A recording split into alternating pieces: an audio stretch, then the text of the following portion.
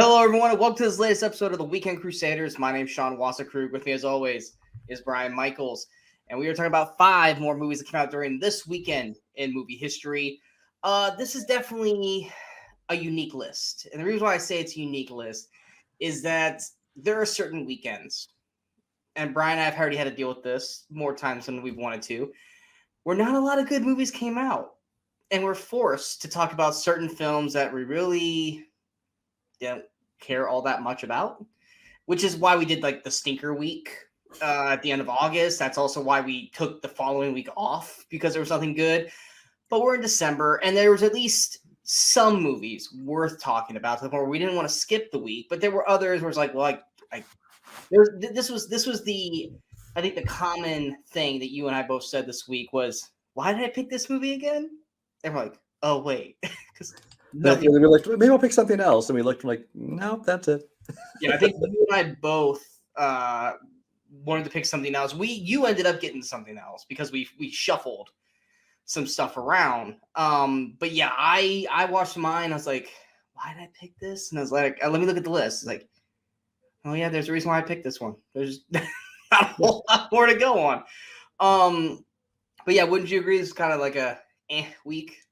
Definitely. I kind of went into this week going, oh, I don't really feel like watching most of these movies.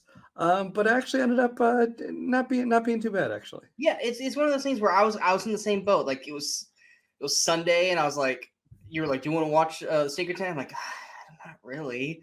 And then we kind of just kept getting into a flow, and then all of a sudden it was a Monday night, and I was through them all, and I was like, all right, that was decently entertaining. And that doesn't mean that just because we didn't want to talk about these movies. I mean, usually for you guys, if we don't want to talk about that movie, it usually means we have a lot of negative things to say, which ends up being a very lively conversation for us. So going to our first film, this wasn't this the stinker, and then we changed it to the revisited? It may have been, or I definitely had to ask a couple times, like, wait, is this the stinker? But yeah, no. I'm pretty sure this was the stinker, and then the revisited, yes, it was, yes, because the revisited was being John Malkovich, and we're like, I don't want to watch being John. Was that this week? I thought it was last week. Okay. No, it was this week. We were both like, I don't want to watch being John Malkovich. That just sounds like a very boring conversation. I am not a huge fan of Charlie Kaufman. You're like, you know what? Let's make the stinker our revisited, and we'll pick a different stinker. And so this one was initially the stinker. I had never seen it, but I know of it because of one film in particular. Brian, you said you were never a fan of this film, but you hadn't. No, I was not. I mean, it definitely has that cheese to it. Are you on the numbers and stuff yet? I haven't said it yet. No, I'm just kind of leading into it. But I was curious how much I should say about it. But I was never really a fan of it, although admittedly I had never watched the entire thing. Mm-hmm. But even once I thought I had. Actually, at this point, I'm not even sure if I'd ever watched the whole thing. It didn't look familiar to me. Yeah, we'll talk about that more. All right. Well, we are talking about the 80s sci-fi definition profusely of a cult classic, Flash Gordon. Kind of thing. Flash Gordon came out December 5th, 1980, had a budget of $35 million, had a weekend opening of $3.93 million. It was number 1 its opening weekend. It had a finished box office of $27.18 million, $27.1 million domestic, and $73,357 international. See, now for me, I know Flash Gordon from 2 things. 1, obviously the Queen song, because they did the music, and 2, Ted, because Ted and I'm blanking on Mark Wahlberg's character name in Ted, loved Flash Gordon, and then they even have Sam Jones pops up at that one point, and they get into a fight with them, and Mark Wahlberg has like that daydream sequence where he's flying on like the flying cycle with Flash Gordon. Like that's the gist of Flash Gordon for me. So I didn't know anything really of it. All I know is that Brian was just like, man, Flash Gordon's not good. Like, it's not good. I don't want to watch it. And so finally we were like, well, let's just watch it together. Because normally we would watch the stinker together only. But we were like, well, let's just watch it together and see what happens. And yeah, so this was the first time watch for me. But you've had prior experience with it, or at least you thought you did. I think it might be one of those movies that at some point I put on in the background, but didn't sit down and watch because there were things that looked familiar, but I definitely didn't remember most of the movie. I just remember the look of it and certain scenes and that, and it so this is probably the first time I really paid attention and watched it. And what were your thoughts? It's not good. It's a bad movie. Don't get us wrong. It's a bad movie. We had some fun watching this. Now, was a large portion of that the fact that we were watching it, Mystery Science Theater style? Absolutely.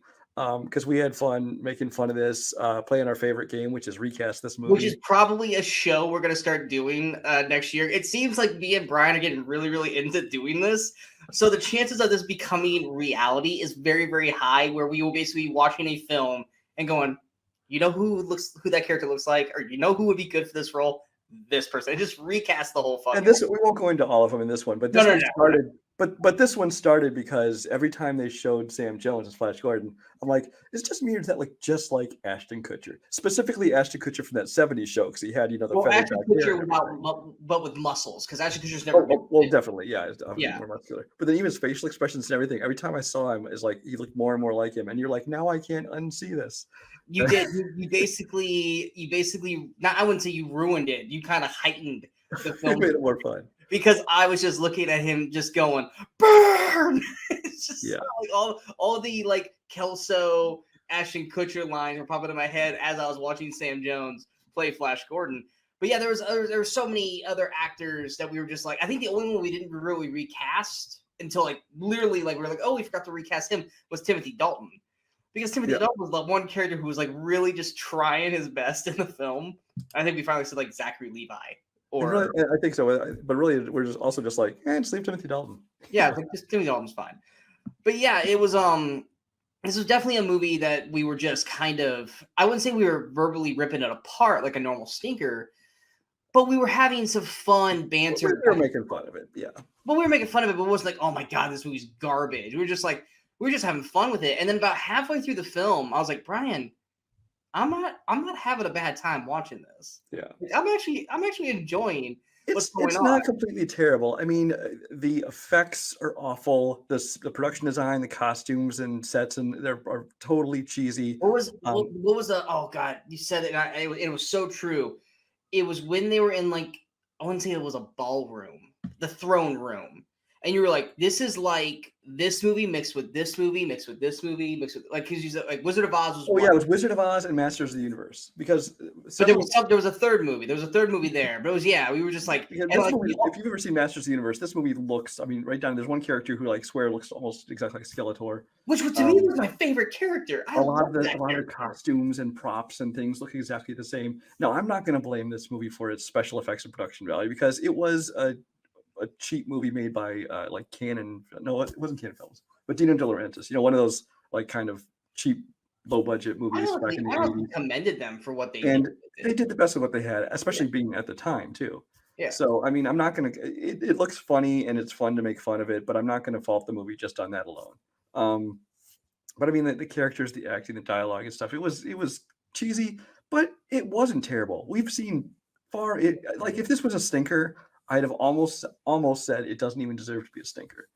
I would have agreed. Still qualify. I'm not going to say I like the movie. I will say I enjoyed watching the movie with Sean. Aww. Well, just anybody out there. I think it's the kind of movie if you watch by yourself, some people are going to enjoy it, but I think most people are going to be like, eh. But if you watch this movie with some friends, you'll have a blast. And I think we both said that. I was like, man, I'm not having a bad time watching it. But I think part of that's because you and I are watching it together. Mm-hmm. If I would watch this on my own, I'd probably be like, oh my god, this is awful, kind of thing. But I mean, yeah, it's to me. There's, and I know you're gonna go just one scene, but there's one really bad scene in this movie. Yeah, and it was definitely the football scene, which is the most utterly ridiculous scene out there, where Flash Gordon's fighting a bunch of, I call them red stormtroopers, basically.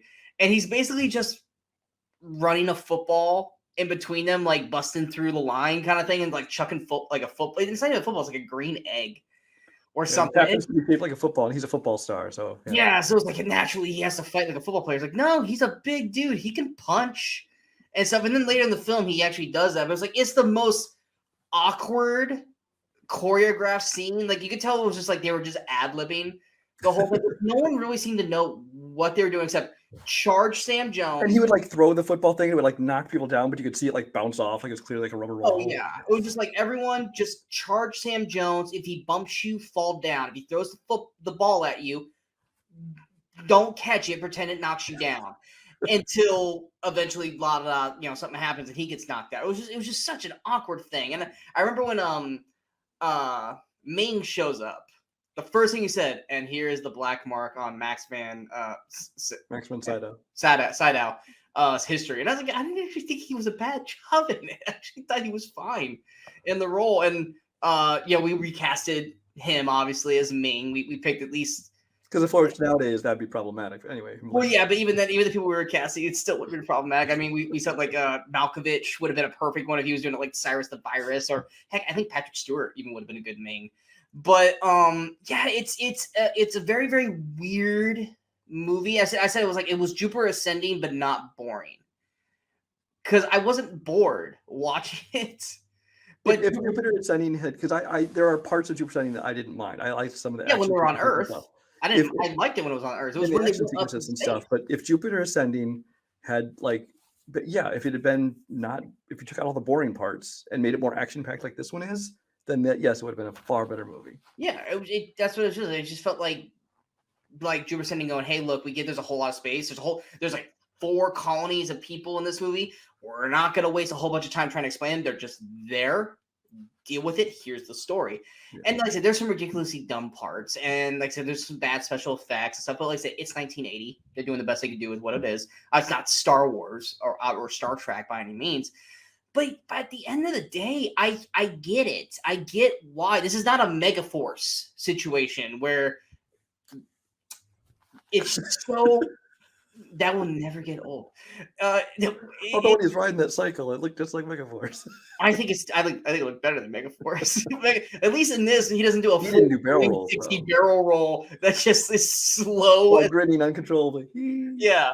Megaforce is hot garbage. Anyone who thinks Megaforce is a great film is basically trying to be funny and is not legit. But Flash Gordon, I was watching, I was like, I can see where the cult classic people come in and are loving this film because it's unabashedly going all in with what it's doing. Is there a real good plot to the movie? Not really, but are you having kind of an amusing time watching it as you go through? Sure. I mean, is it very highly sexual for 1980? Absolutely. But that also really made it all work for me and Brian as we were watching it. But yeah, it was one of those where we went in just waiting to just rip this apart. And we watched this after our stinker. And you even said, we were like in the third day, you're like, thank God we watched this after the stinker. Because if we watched the stinker after this, we would not have been able to stay awake.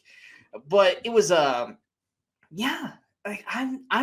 thoroughly shocked how much we enjoyed actually watching Flash Gordon, because I expected you and I to just obliterate this film. And it was actually a fun time. Same here. Which I'm sure a lot of people out there be like, yeah, see, Flash Gordon's great. It's not great. It was amusing.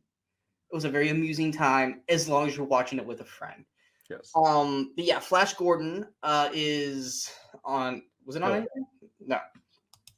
I thought every movie was on something this week. Or was that the? No, I think it was everything except for that actually. Oh yeah, that's right. That's right. You said that we had to watch it on. Was it? A friend of mine had it on his account. But he had it on Voodoo.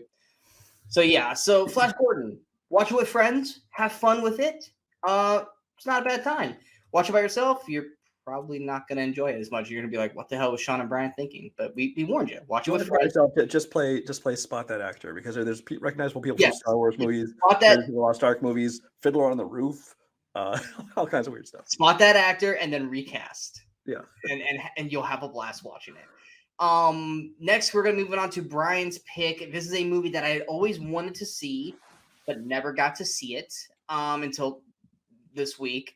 Obviously, we're hitting holiday time. We got Christmas movies and stuff like that. But this is a Christmas movie that Brian chose. That's something that's not. I mean, it's very Christmassy, but it's not the kind of Christmassy you want or most people want. We're talking about the Christmas horror film Krampus. Krampus came out December 4th, 2015. Had a budget of $15 million. Had a weekend opening of $16.29 million. It was number 2 its opening weekend. and a finished box office of 61.54 million, 42.72 million domestic, and 18.54 million international. Yeah, I remember seeing the trailers for Krampus, and I wasn't necessarily like, oh my god, I need to see this, but I looked at the cast and I was like, yeah, at least the adults. I like at least the 3-4 leads in the film, and it looks like it could be funny and stuff like that for a horror film. But yeah, I just never got around to it because I mean, for me with horror films, usually with my family and stuff like that, they're not big horror people. So if I want to go see a horror film, I pretty much have to go by myself, which now not a problem because I'm doing stuff for the show and stuff where I'll go by myself. But back in 2015, I had other situations where I was like, well, I'm not going to a movie by myself. That's what losers do. And it's like now I'm a loser. But yeah, I just never got around to it. And then you started to see a lot of these horror films, Christmas horror films come out, and none of them were really good. I mean, you have like what was it, Jack Frost? There's a horror film called Jack Frost. There's like Santa's Sleigh with Bill Goldberg. There's a whole series of the Silent Night, Deadly Night movies. Yeah, I mean, when you think about, and then you got Black Christmas, and to me, the only good Christmas horror film in my eyes is Gremlins. Gremlins, yeah. I mean, there's no one's gonna top Gremlins. It's perfect and it's in its 80s way.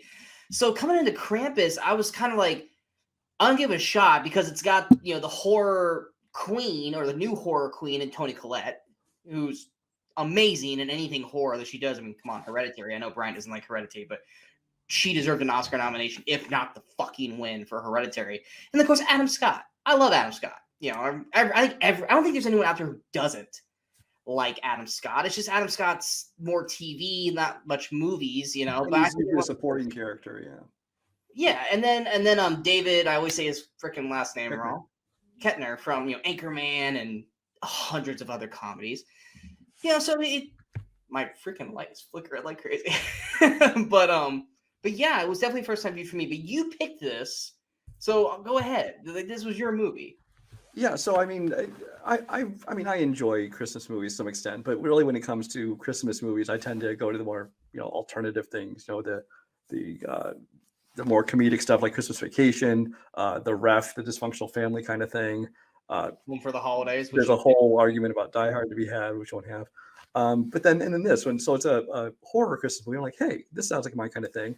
But the appeal to me was not the cast, although I do like several people in the cast. The key appeal to me was Michael Dougherty, because Trick or Treat is the one movie I make sure to watch. I was gonna come back around to that, but yes, Trick or Treat. To me is a must watch every Halloween. Yeah. Trick or Treat is hands down my favorite Halloween. Now, I'm not saying favorite horror, favorite Halloween movie. Yes, that's over the Halloweens, everybody. I love Trick or Treat. I have been begging for a sequel. Well, everyone wants a sequel, but this to me was very much like a spiritual sequel to this. Now, this one was not an anthology movie, but it definitely had that same kind of feel vibe to it because it's it's a horror movie. It's definitely got comedy to it, and it's got, I mean, it's even got like an animated sequence in the middle of this kind of thing, which actually I thought was very well done. Like not claymation, but like a stop motion animation, like almost like a Tim Burton-y kind of thing. It was done really well. I think it's been done better than half of the stop motion movies I've seen. Oh yeah. But it definitely has that same kind of tone as Trick or Treat. So I consider this kind of a spiritual sequel to this. So that was one of the main reasons I wanted to see this movie. And now when I first saw it, honestly, I think I came out enjoying it, but a little disappointed. But now when I watch it now, I actually just really enjoy it. I am curious to see, they just came out, I think like last week or 2 weeks ago with the naughty cut, the director's cut, which is actually the R-rated version, because this was PG-13, which surprisingly, because if you watch this, you probably wouldn't think it was PG-13. Oh no, I got my opinion on that. Oh, but I mean, there are a few points you could tell that there was something cut out. So I kind of want to see the R-rated version, but I have not seen that. But I really enjoyed this. I mean, I think that it starts out very well, kind of setting up the whole kind of dysfunctional family thing, like a lot of these movies, especially comedies, do. You got all the wackies, aunts and uncles and cousins and things like that. You got the main kid who, like, he really wants to believe in Christmas and Santa Claus. Then there's kind of his grandma, who's the one who knows about Krampus, So I really enjoy the characters they set up. I think that the movie's done very well. I do think in the last like third of the movie, the pacing gets a little bit off. It kind of gets to just They rush it. It's very rushed. Yeah. And then the ending, I'm still can't decide. Every time I watch it, I have a different opinion on the very ending, the little twist thing, which I'm not even sure what it's supposed to mean. But I can't decide if I like it or not.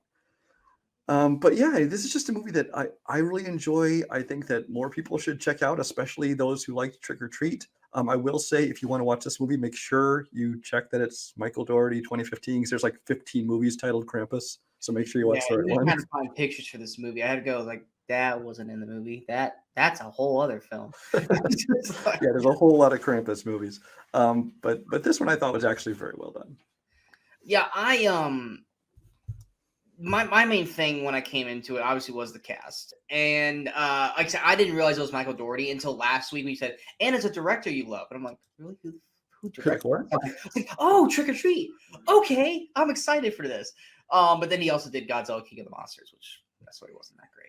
But I mean, it was fun. Well, my guess on that one is a whole lot of studio control on that one. Yeah, studio parts for that. But yeah, and the PG-13 thing was bugging me because there was a lot of scenes in this movie where it was like, where the fuck's the blood? Like, there is scenes happening where like, well, they should be bleeding.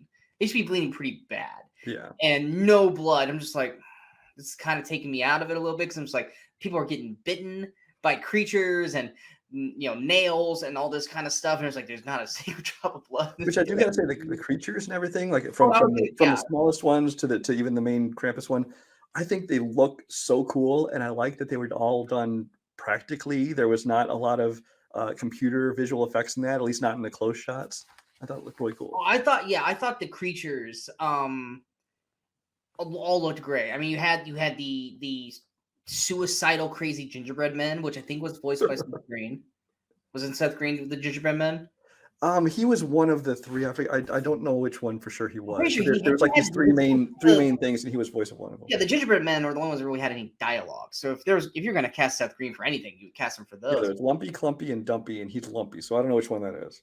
Yeah, so I mean, I have to call them by name. So yes, you had the gingerbread man, which I thought was funny. They were to me the most Gremlins-like characters. Then you had the bear, which made me go, see, they can do a Five Nights at Freddy's movie because you just need to use this, and you can do Five Nights at Freddy's, or even granted, it's one of the worst movies of the year, but Willy's Wonderland. Yeah, with Nicolas Cage, they looked good in that movie. It was the rest of the movie that was garbage. But watching this, I was like, the character, or the creatures, or whatever you want to call them, all look awesome. And you had like the angel, which looked terrifying. But to me, obviously the best one was the like caterpillar creature, or whatever the hell you want to call that. Just the whole facial design of that looked great. And then when you actually see Krampus, I mean, horrifying. You look at it, you're like, holy crap. Because like I wasn't expecting that, like once you actually see Krampus's face. Yeah. But yeah, creature-wise, looks great. The no blood, though, really was kind of hurting me throughout the movie because there's a lot of brutal like fighting and attacking and stuff happening, and then you take, maybe the director's cut will have that, and I won't have those qualms seeing the director's cut. But it was just like it felt like it was kind of being kind of muted and neutered through it. I was like, why would you do that? Like, this movie's too violent. Because like I even read like the Rotten Tomato afterwards is like gory fun times. Like, what gore? There is no gore in this movie. But and then like I agree with you. In the third act, it kind of felt like, oh, we forgot to start picking off people. We forgot to, because it's all of this one family. And that's the thing, is like by the end of the film, you're actually starting to, when they're all not being assholes to each other and they're actually starting to kind of work together, you're like, oh, well, I don't want this person to go, or I don't want this person to go, or anything like that. And then suddenly, boom, boom, boom. Yeah, then it's just like, yeah, within like two, like it's the epitome of, and for anyone who watches pro wrestling, you guys are gonna get this. Like a Survivor Series match when it's 5-on-5, and they wrestle like 20 minutes and no one gets eliminated. Then all of a sudden, in a span of 3 minutes, like 6 people get eliminated. And you're like, build a story. Like, don't just rush through. Like, these guys weren't getting eliminated for the first 20 minutes of the match, and now they're all just dropping like flies. Come on. And that's what was going on with Krampus. It was like as soon as one falls, it was just like boom, boom, boom, boom, boom. where it was like throughout the movie, they probably could have picked off a few, especially the aunt. There was no need for the aunt to stick around that long. Right. She should have been the biggest fodder of this whole thing. Now, granted, her exit was pretty funny, but they should have done that. They should have done that probably about 15, 20 minutes sooner. And yes, when it got to the end, I was kind of like, where are we going with this? Because I was like, is he gonna like get everyone back? And I was like, I love that Krampus was like, gave zero fucks. Like Krampus was like, fuck you. Because I thought they were gonna go like, okay, he's gonna give in, like, oh, happy ending. I was like, I don't know if that works for me. But when Krampus literally just goes, yeah, fuck you, it drops the kid. I was like, wow. And then he wakes up and stuff. I was like, oh, don't. And then you get the twist, and you're like, okay. If there were sequels, you're muted. You could kind of feel the surrealness of that when you woke up in the morning, like something's not quite right. And then when they reveal what it is, and then I still can't decide if I like it or not. Yeah, and then it's like I was like, oh, is this a whole dream sequence thing? Because I don't know if I'm gonna like that. And then he gets, the Krampus ornament. And everyone's like, I was like, wait. So did they remember? Do they not remember? Like, I'm confused. And then you get the twist thing, and you're like, okay. Like, if they had made more Krampus movies, I would be like, okay, this is kind of how it's gonna go. But then we never got any more. Honestly, I'm not trying to sequelize it either, though, because I just like it like it is. And like I'm saying, it's not like my favorite horror movie or my favorite Christmas movie or anything like that. But it's something different, and I enjoy it a lot. Yeah, and even with Trick or Treat, is Trick or Treat a perfect film? No, it's not. But is it the best damn enjoyable Halloween film because of what they did with it? Yes. Does it end perfectly? No. Maybe that's a kind of a weakness of Michael Dougherty. But I love that film, and Krampus is a very, very solid film. I think the director's cut that's coming out, or the naughty list cut, if it is bloody, Krampus is going to jump up at least a full more star for me. And then I'll also have to make sure to always watch the naughty version, which just sounds super sexual when I say that.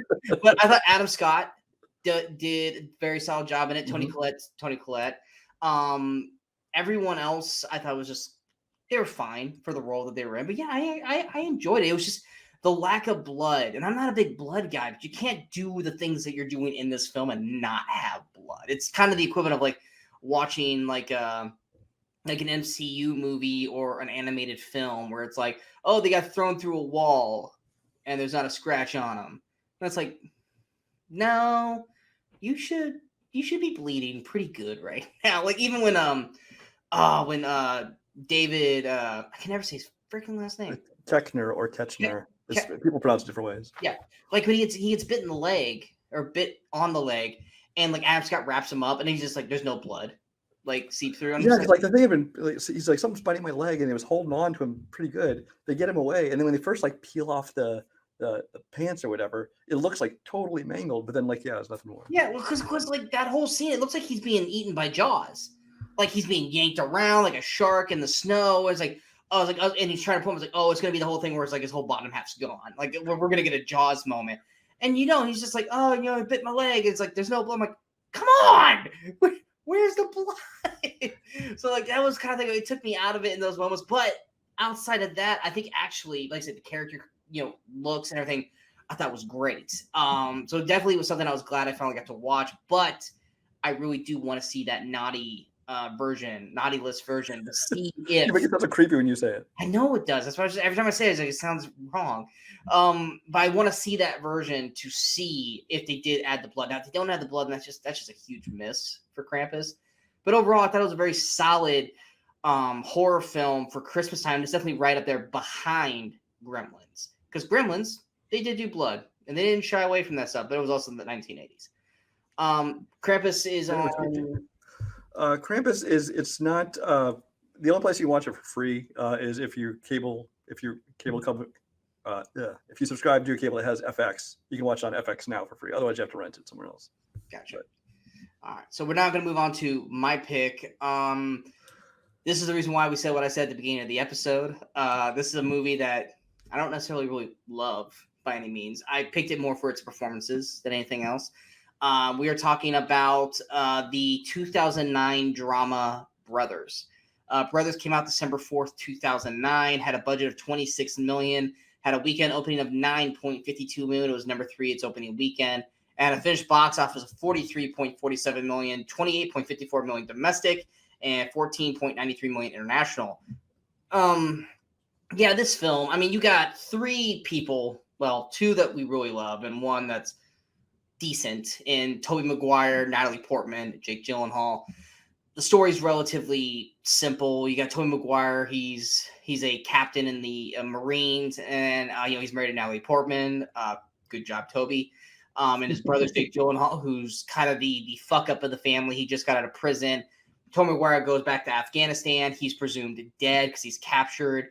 And Jake Gyllenhaal kind of like steps in as like the man of the house and like helps take care of Toby's kids, and there's something brewing there between him and Natalie. But then Toby comes back home, and of course he's got super PTSD because of something that happened over there. And then you got the whole is Jake Gyllenhaal sleeping with Natalie Portman, and that's the movie.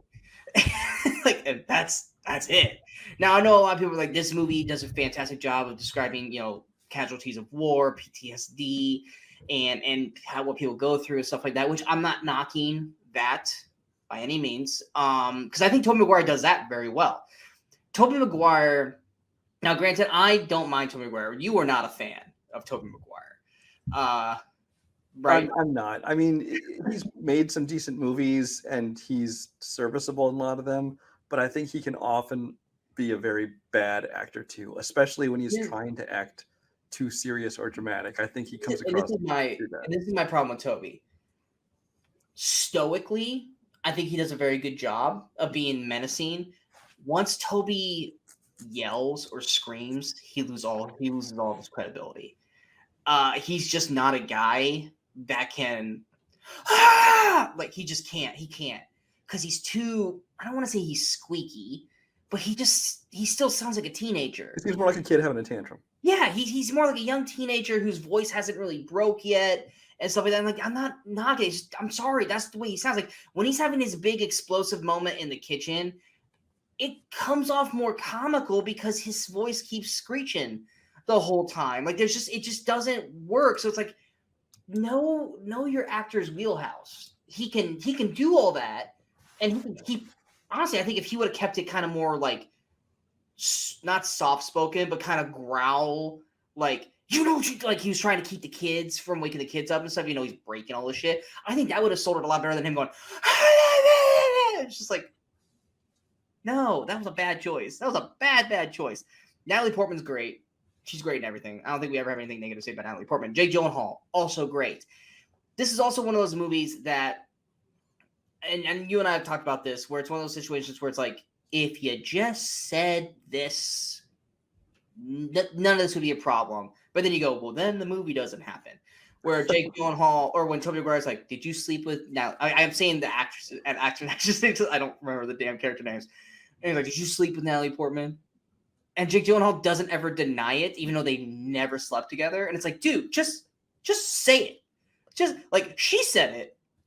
You refuse to say it. And because you're refusing to say it, that's what started all this shit. Like, just say, no, dude. I kissed her once. That was it. And you can even say, we thought you were dead. We grew close. But now that you're back, hey, it's cool, man. I'll have hands off. And even then, there's the one scene where Toby's like, if you did, I can forgive you because you all thought I was dead. And then he's like, why would you ask me that? Like, just say, well, in that case, yeah, you're right. Yeah, I was like, what's in your head? What makes you think that? He's like, just tell me. And then he doesn't do it. It's like, this is the reason why. Now, granted, this is a remake of I think it's a Danish film of the same. I think Danish, yeah. Yeah, and I looked up the Danish films. I was like, how different? And they sound pretty much shot for shot for the most part, except that the Toby Mcguire character goes to prison instead of a mental hospital in the Danish film. But this is one of those where it's frustrating because it's like Jake Gyllenhaal does a great job. Like, I love Jake Gyllenhaal in drama. Whether it's something like this or End of Watch or Nightcrawler, which we talked about earlier. He does a fantastic job. Natalie Portman's doing a great job. Toby, he's trying his best. And granted, he got nominated for a Golden Globe for this role. But it's one of those things where it's like, you probably should have done some things in the script to just make this stuff hit a little better, because the movie just kind of ends. And it's one of those things where it's like, oh, it's supposed to be this fantastic film about, the PTSD and all this stuff. Like, no, it's a guy who thinks his wife is sleeping with his brother. Like, yes, there's this underlying thing that's eaten at him because of what he did over there, but I don't think outside of that one scene with the baby and was that Carey Mulligan? Who played the wife? Yes. Yeah. Like there's that one scene where you can tell it's kind of eaten away now, but other than that, it's just Toby thinks that Natalie's sleeping with Jake, and that's it. And it just doesn't hit the way it should have. And I think it's more or less it either needed more time, or they should have given more time to the other side of it than you're sleeping with my wife. And then of course you had the kid actors. But I talked this whole time. Brian, you probably have nothing left to say because I probably just hit everything. Well, you should. It's your movie. Yeah. No, this is one of those movies. It really is. I think it intended to be more of an actor's showcase than anything, because there's not a lot that happens in the movie. I mean, yes, you have he gets captured, he comes back home and suspects them, but it really is about the performances. Jake Gyllenhaal does a great job as usual. I think he does a good job playing like the son who's kind of seen as like the black sheep, the loser son, the one whose like life has gone kind of all the wrong ways. He's kind of a disappointment to the father or whatever. The wrong kid died kind of thing. But this whole thing I was waiting for that line. And that line never came. I was waiting for that. The wrong kid died. Because he basically says it in different words. Yeah, he does. But I mean, I think Jake Gyllenhaal plays that role very well, where it's kind of like a redemption, not only kind of ultimately in his dad's eyes, but also to himself, and also kind of for Natalie Portman's character.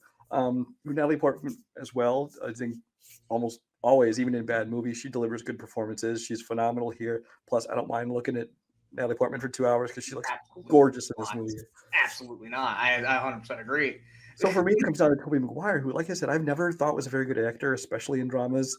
And like you said, when he's like, when he's kind of shut down and he's like unresponsive and things like that, he's kind of playing that very well, that version of PTSD. But anytime he has to have an outburst, or even when he's just kind of acting like he's going crazy, he's doing his bug eyes thing stuff, it's almost comical. He's such a bad actor when it comes to that kind of thing, which is why I've never really liked most of the dramas he's tried to do. But I mean, other than that, he seems like an actor that can't help but always smile when he's delivering lines. Like you saw that in Pleasantville, and he does that as Peter Parker in the Spider movies, where he's just always that guy that's just like, no matter what he's doing, he's just got that little like smirk. Well, I'd rather have him doing that than he's trying to act, dramatic or psycho, because it comes across just way worse.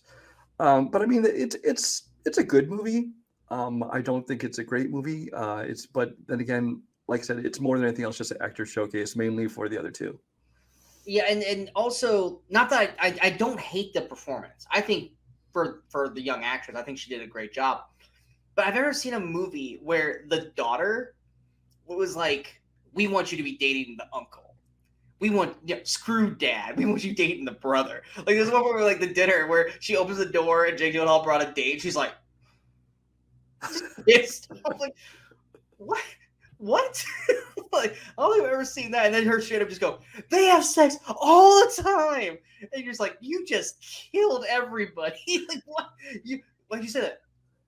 Because I know, it's not true. I know. It's like, you just killed everybody. Like, you know who your dad is? He could kill all of them. It's like when Saoirse Ronan basically, killed James McAvoy in Tobin by making up the lies. That is very true. But it's just one of those things, like, she just had weird, like she does a great job, the young actress, but I was just like, I don't think I've ever seen a kid, like, act this way, or at least written to act this way. And, like, even the other little girl was like, yeah, we want you to be with Uncle Tommy, not with Dad. I was like, fuck, y'all just hate Toby Mcguire. Y'all Brian's kids, right? But yeah, it was like I said, I literally looked at the list this week and there was nothing, so it had to be Brothers. And I remember like when the trailer for this came out and you saw the trailer, it basically, for most of it, was showcasing Toby Mcguire's big explosive moment on the front lawn. And you see the cast, you're like, oh, great, this is gonna be great. And then you're watching, it's like, okay. And then the movie just ends. If the movie had been more about it was about his journey and the PTSD, both the event that happened that basically is causing it, and then his recovery and kind of adapting back to society, there's a movie there. But I think by making the main focus of the movie like him and his suspicions about his wife and brother, it's nowhere. Yeah, it goes nowhere. And then the movie and like I said, just kind of ended. Yeah, I'm just like, so did he get better? Are they still together? Clearly, Jake Gyllenhaal. Maybe that's their point, is they never fully get better. I don't know. Yeah, it's like Jake Gyllenhaal and Navbar definitely wouldn't be doing anything together, because then that just further proves everything. But it's just like, where are we going with this? And it's like, will I ever get better? Who knows? Will I ever be a normal person again? Who knows? Credits. You're just like, that's it? Like, it's not based on a true story. You are allowed to have an actual fucking ending in this movie. Anyway, Brothers is on Peacock. On Peacock. If you guys want to check that out, like I said, solid performances from the three leads, except for when Toby gets screechy. But now we're going to move on to our featured film. This is a film that I remember when it came out, like previews, I was like, ugh, God, another Tom Cruise movie. I was like, I'm just not into this. I'm not buying this. And then I watched it. And this ended up probably still being my favorite Tom Cruise film that I have ever seen. We were talking about 2003's The Last Samurai. Last Samurai came out December 5th, 2003, had a budget of $140 million, had a weekend opening of $24.27 million. It was number one its opening weekend, its only week at the number one spot. Had a finished box office of $454.62 million, $111.12 million domestic, and $343.5 million international. Around this time, 2003, I think this was kind of in the cusp of, like, I don't want to say the downgrade, but this is like when like everyone was getting a little Tom Cruised out, because you had his crazy, Katie Holmes stuff and Scientology and all this kind of stuff. So he kept coming, out with just movies outside of Mission Impossible. It's nothing really great per se. And then this one came out, and a lot of people were like, oh, it's just Dances with Wolves with Samurai or Last of the Mohicans and all this kind of crap. And I was like, yeah, whatever, but I'll check it out. And I love this movie. I think Tom Cruise is fantastic in it. This was my introduction to Ken Watanabe. Phenomenal. I mean, he got nominated for an Oscar for this performance. It was everybody's introduction to Ken Watanabe. What was it? Everybody's? I think so. Okay. I was like, I thought he did other things, and this is the first time I noticed him. I think everyone does a fantastic job in this film. I think it looks gorgeous. I think it's incredibly well acted. I think the action sequences are incredibly well done. I think the final moments to me are, at least for me, like it spoke to me like heartbreaking. Like I felt just not awful, but I mean, I was there. Like I didn't like tear up, but I was close to tearing up at the final moments of the film. I thought it was a beautifully well done movie. This is going to be a weekly thing now. You just every time. Jeez. Question is he going to do it one more time before we get off the air? But it's one of those things where this is one of those movies that just completely came at surprise for me. I wasn't expecting to like it, and I ended up loving it. And it's one of those movies that I actually do visit way more than I thought I would. Hands down, one of my favorite films. I know you're not as in love with it as I am, but it is our feature film, so I know you at least like it. So what are your thoughts on Last Samurai? Honestly, I forgot how much I did like this movie. Because I mean, like you, I kind of when it came out, I was like, I'm sure I'll see it, but it's kind of like these big period epics are not my favorite kind of movie. I mean, there's definitely ones that I've enjoyed, but especially they have this 2.5 hour plus run times, these big sprawling dramatic epics. Tom Cruise, like you said, was kind of in that phase of his career where he still made some good movies. I mean, this I think was his first one after Minority Report, which is a good movie. I love Minority. It was definitely kind of a little bit of a lull in his career where he's not making the big blockbusters. Because he kind of had to hide himself for a little bit. He was kind of just in the eye of being poked at and made fun of. Yeah, well, although to be fair, this was actually 2 years before the Katie Holmes thing. Was it? Yeah, because Katie Holmes was when he was promoting War of the Worlds and she was promoting Batman Begins. That was right around. but this movie, and I just FYI, I did check it, and this was Ken Watanabe's first American film. Okay. So, and then from here went on to Batman Begins and some other stuff. That Inception and all. But I mean, so I went and saw this, and I think I really enjoyed it at the time. But in the years since then, I kind of fell back into the same thing where, like, I think I remember liking that movie, but I don't feel like watching a period drama, whatever, and Tom Cruise. Then I watched it again, and I'm like, I really like this movie. It looks beautiful, of course. I think that it's got a good mix of action and drama. Even some comedy in the way some of the scenes are played out. I think it's cast perfectly. Tom Cruise, I think, does an excellent job of playing this guy who is, conflicted over, what he's done and what his people have done, and the supporting cast. Right down, you got Billy Connolly, you got Timothy Spall, Tony Goldwyn makes a great kind of. I think Tiffany Spall, my favorite Tiffany Spall performance, by the way. Oh yeah, I would agree with that. Spall in this one. I would agree with that. So across the board, and of course, I'm not going to try and pronounce names. The guy from Scorpion from Mortal Kombat's in this. He does a great job in it. He's a badass in it.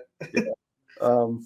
But yeah, I mean, it definitely has those kind of battle scenes, which are very like Braveheart-esque kind of thing going on. Mm-hmm. As far as the story, it is the standard archetype story of like that Dances with Wolves, Last Mohicans, Pocahontas, Avatar, Ferngully, whatever you want to say. It's all the same basic story, just told in different settings and different, and that's fine. I mean, the Romeo and Juliet has been done in 15 different versions because about how do you utilize it? Yeah, it's how you utilize it, the characters you make, but it's the same, basic idea. But they really did their own thing here. I thought it looked wonderful and it was very well made. Yeah, and when like I said, there's one thing when I think back to this movie, because there's a line like, and you think back to any film, there's either a moment or a line of dialogue that just like is the first thing you think of. And for me, Last Samurai, it's Saki! he's screaming Saki because he's like going through withdrawal, basically. Yeah, exactly. He just screams Saki out loud. That's for me the first thing that pops in my head when I think of Last Samurai is Saki. But yeah, I love the performances of this film. And Ken Watanabe is amazing in this film. And then I was wondering, I was like, wow, why did this movie not get nominated nearly as much, or how did it not get? It was up against Return of the King. No one was beating Return of the King that year. I mean, it's just and Mystic River. That was the other thing that really won that year.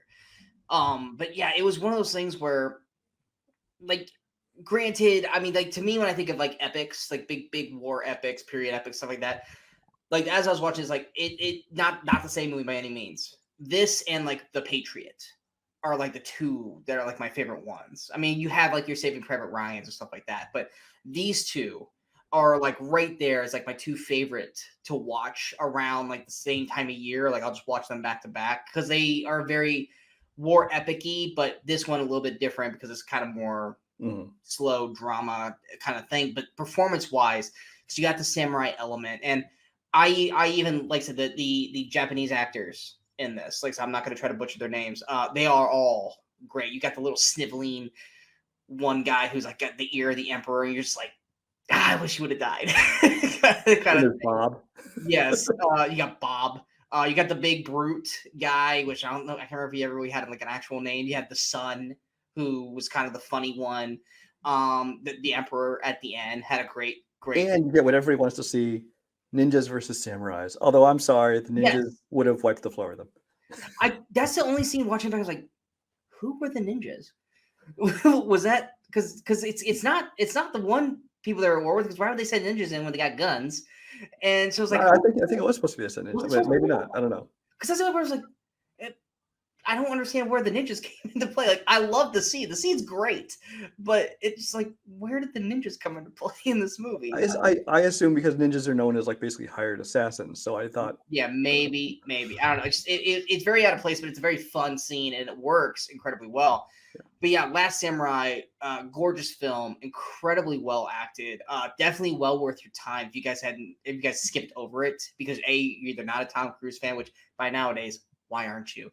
Tom Cruise they call him TC Legend for a reason. He's freaking awesome.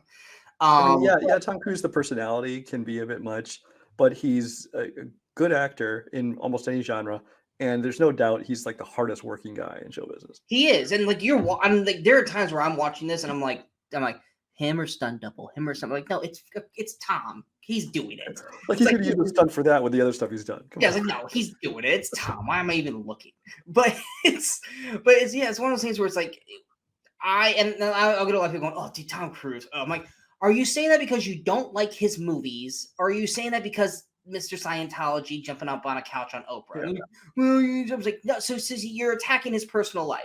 And this isn't, why is cracking like Jerry Maguire kind of Tom Cruise. This is like serious character. Exactly. It's like I can take the personal stuff and put that to the side. I can just watch the performance. And granted, there are certain people that you and I can do that with, like Kevin Spacey, which people just can't do. And I get that.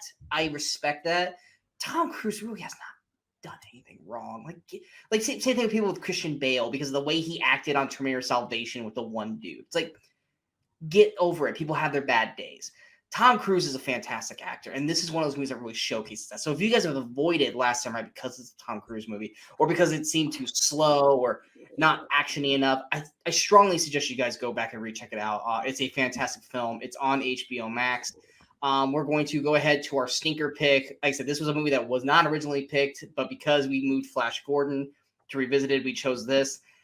And that's why we're going to finish it with this one. We are talking about, hands down, probably one of the worst remakes of a classic. And notice the air quotes, if you guys know exactly where we're going with this. We are talking about the 1998 remake, Psycho.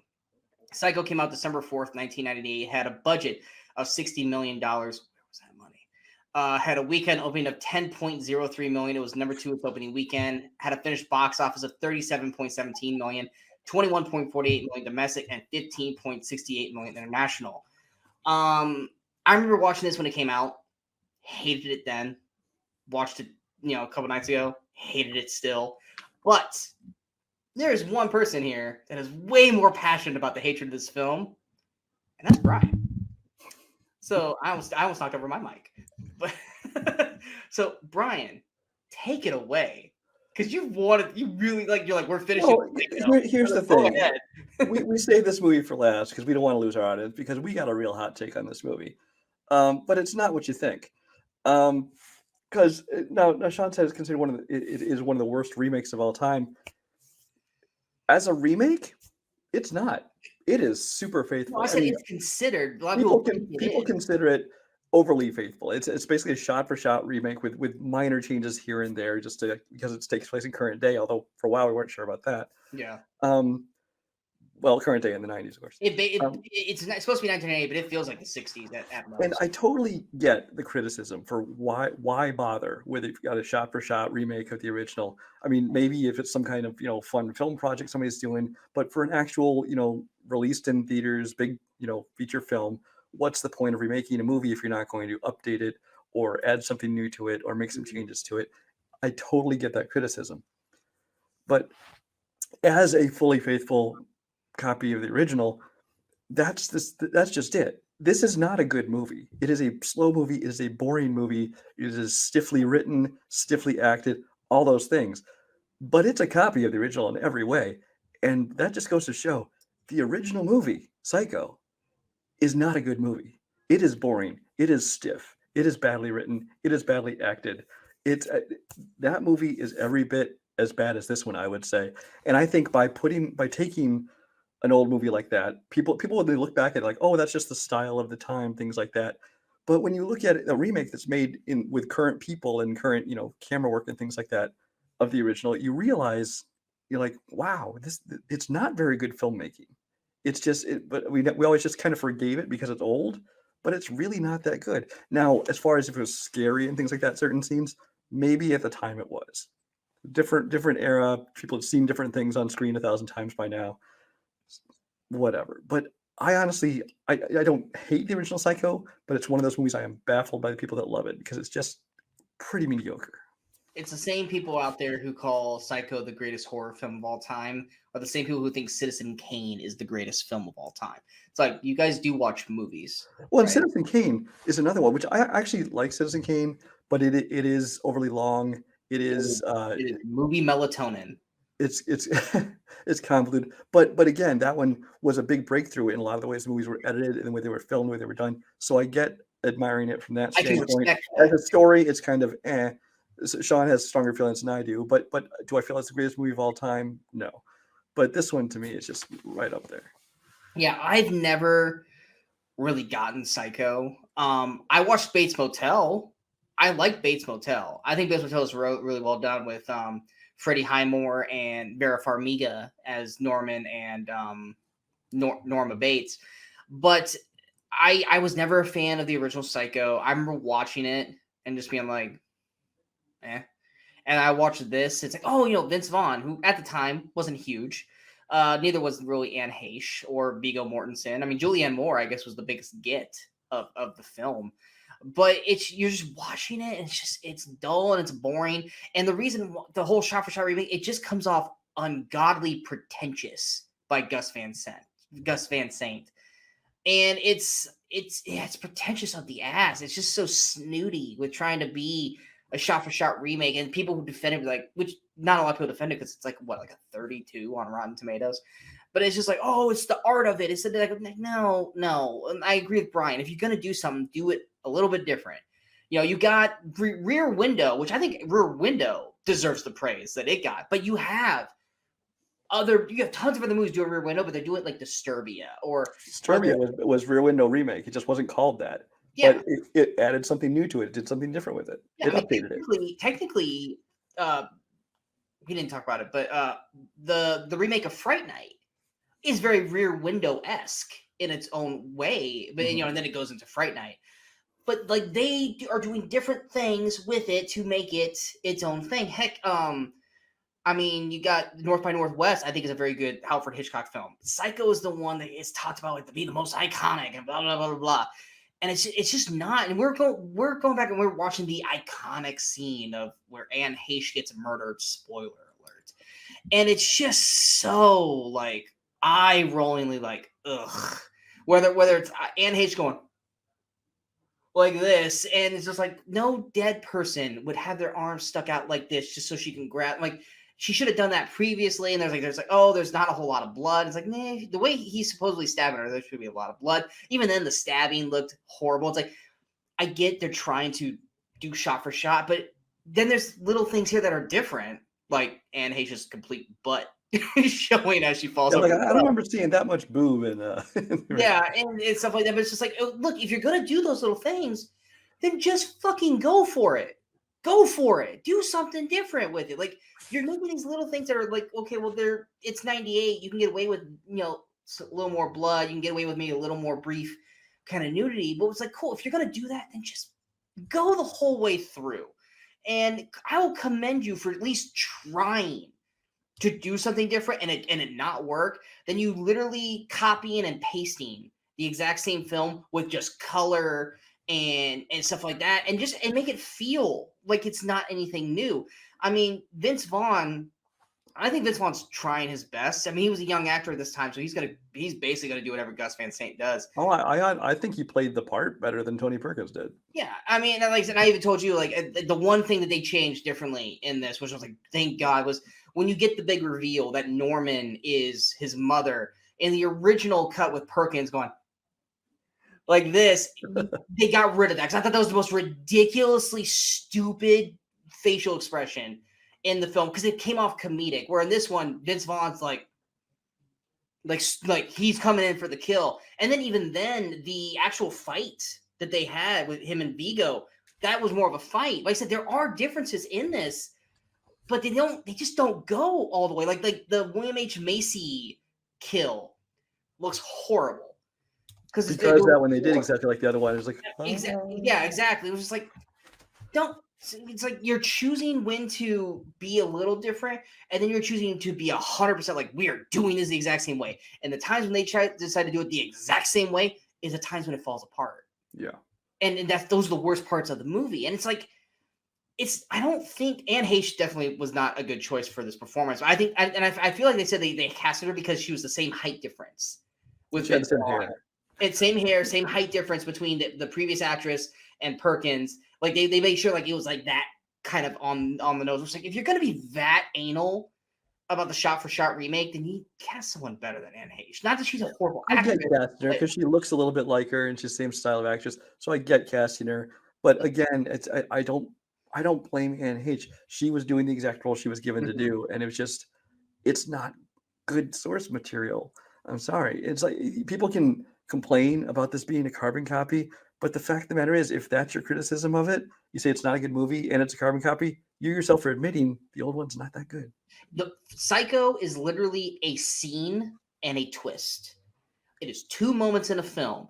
The rest of the movie in itself is dull as shit. Yeah. It's the same people for people who think that The Exorcist is the scariest horror movie of all time. No, it is not scary in the slightest. Is it very well shot? Is the special effects and everything really well done? Absolutely. I am not going to take that away. Is it a scary ass film? Hell no, it's not. But I can respect the movie for what it's doing. And now they're getting ready to remake The Exorcist, which I'm like, well, you better, don't you dare do a shot for shot, because that's just going to. I don't think anybody's making that mistake again. No, they're going to do their own thing, which good. Because by today's standards, The Exorcist could be scary. You just do The Exorcist of Emily Rose, but just with The Exorcist. Didn't they just turn into a whole series? The Exorcist. They did a 2-season show, and actually, I actually liked it. I thought it was actually a pretty good show. And then they canceled it after the 2nd season.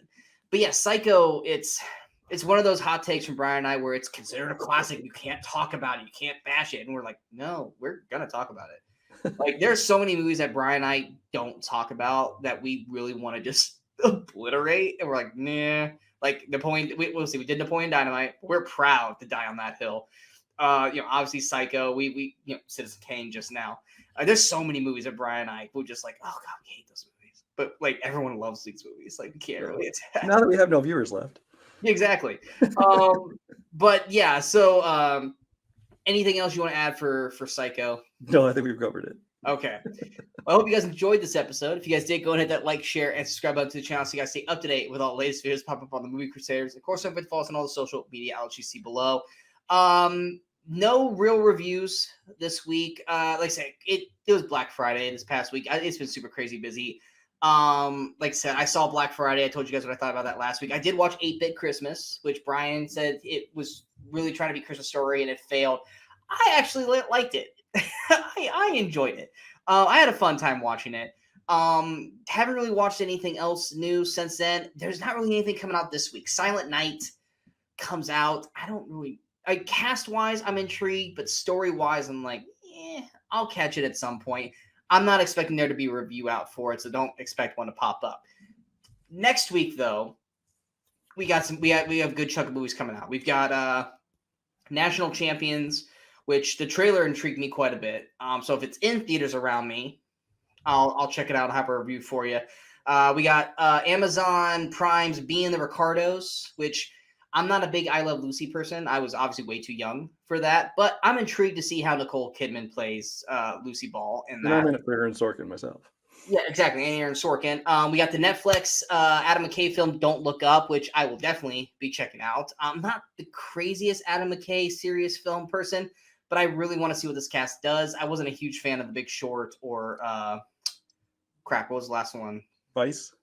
Well, no. Well, yeah, there was Vice, there was Big Short, and then I thought there was another one. This is the same tone. American Hustle? It's a drama, but it's kind of a satire. And it's, was it American Hustle? No, that was David Russell. No, that's Russell. Okay. But yeah, we'll see. But it's got DiCaprio and Lawrence and everyone in it. Like, it looks like it could be funny. And then of course Brian's, if not his most anticipated, is one of his most anticipated films of the year. My most anticipated Romanian movie for the year. Yeah, Steven Spielberg's West Side Story, which speaking of reviews, by the way. Speaking of classics that we don't want to talk about, I do not like the original West Side Story. I think it sucks. All I've heard from the initial reactions have been that it's been like the best review of the movie of the year so far. But the initial reactions are saying a lot less dance fighting. So it has musical numbers, but like the fights, I think, are not done like musicals. Good, because that was one of my biggest questions. Like, I remember because I had to watch it for trivia, and you're like, oh yeah, let me know what you think. I was like, I would fuck up every jet and every shark. Like, no, you don't dance fight. Like, I would just punch. Like, there's that one point in the opening scene where they like try to scare off a bunch of basketball players. Like, what's a basketball player? So maybe you'll actually like this version a lot better then, because it's gonna play the fight sequences, not like dance fighting. So. But I'm also not gonna rush to a theater to check it out either. I've already got my ticket. But it's definitely something that Brian is very, very excited for. I would say Brian should review, but Brian doesn't like shooting reviews. news. So, yeah, that's what's coming out next week. Obviously, I know he's probably counting down the days to Thursday. Next week's episode, we'll be back again with 5 more movies. These are more movies that we actually chose because we wanted to. And outside of one film, it's 80s week. All 80s films except for one film that's in the 90s. We got a 90s horror film sequel that I think is just as good as the first one, even though a lot of people are like, you can't be better than the first one. I think it's just as good. We've got an 80s comedy, which as a kid I remember liking, and Brian says it's one of the worst films he's ever seen. Another film from the 80s that I enjoyed, but I really only remember like the last 20 minutes of the movie. So it's gonna feel like a most rewatch for me. Another 80s comedy that Brian loves that I've never seen, so that'll be a first time watch for me.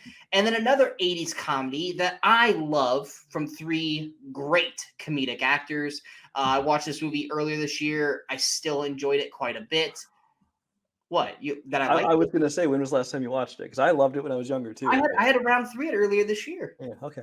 I still enjoyed it quite a bit, but I also like those 3 actors. We'll see when I rewatch it. We'll see. Anyway, those are our movies. Figure out what those movies are, and we'll be back next week. I am Sean Wasserkrug. That is Brian Michaels. I pointed the wrong way. That is Brian Michaels. We are the Movie Crusaders, and until next time, in case we don't see you, good morning, good afternoon, and good night, Movie Crusaders.